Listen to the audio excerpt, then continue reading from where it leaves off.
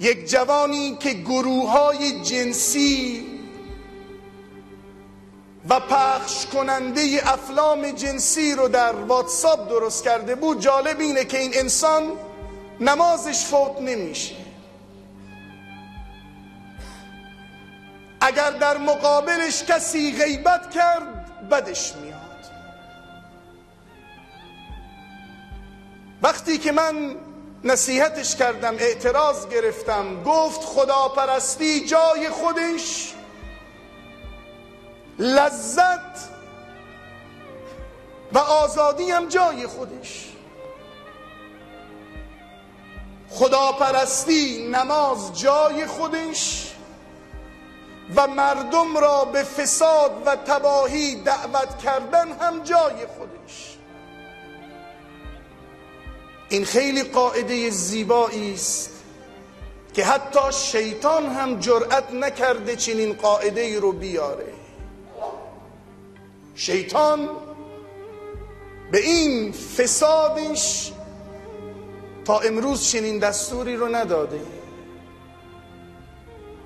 با پخش کردن یک فیلم، یک کلیپ که در آن انسان رو به خیانت یا به دروغ یا به فسادهای اخلاقی و جنسی دعوت میکنه، شاید در چشم انسانی که پخش میکنه یک چیز عادی باشه.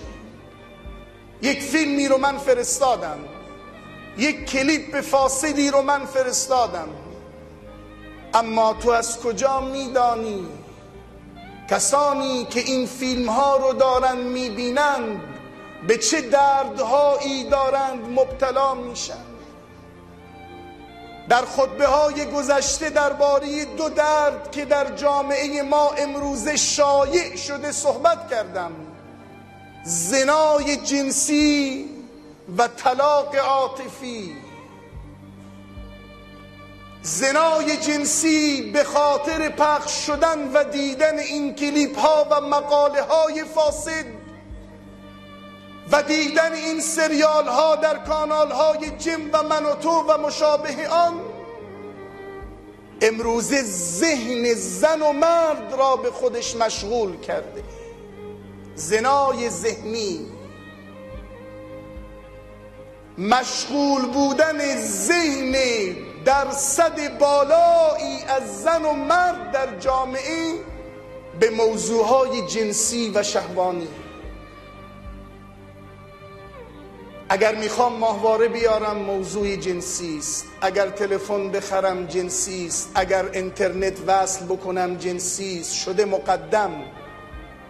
خب اینها سببش چیه؟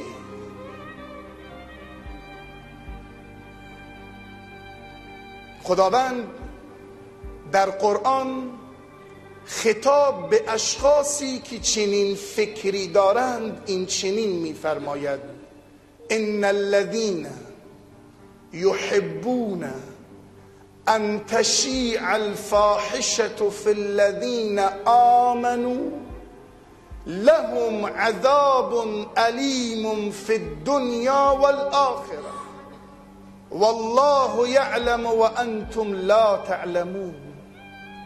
به درستی کسانی که دوست دارند، به درستی کسانی که دوست دارند فاحشه را انتشار دهند در بین کسانی که ایمان آورده‌اند، پس برای آنان است عذابی دردناک در دنیا و در آخرت. در دنیا و در آخرت به درستی که خدا میداند و شما نمیدانید.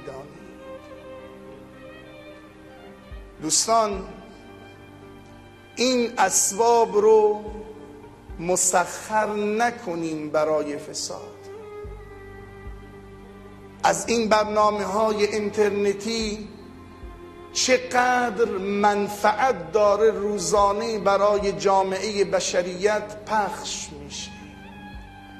چه انسان‌هایی که با این برنامه‌ها دارن هدایت میشن، چه انسان آیی که با این برنامه ها راه صحیح رو دارن پیدا میکنن.